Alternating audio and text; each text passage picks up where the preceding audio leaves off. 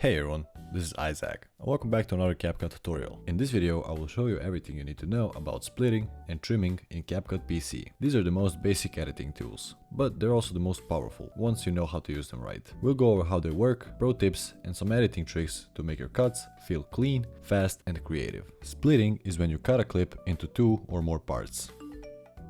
Trimming is when you shorten a clip from the beginning or the end. To split a clip, place the playhead where you want to cut, select the clip and press the split tool, or by pressing Command B or on PC Ctrl B.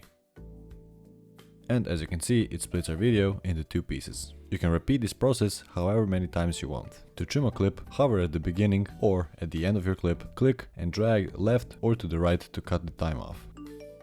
Use trimming to remove pauses, mistakes, or extra space at the start or the end of the clips. For faster trimming, place the playhead where you want to trim the video, and if I want to trim the right part of the video, press W, or if I want to trim the left part of the video, press Q.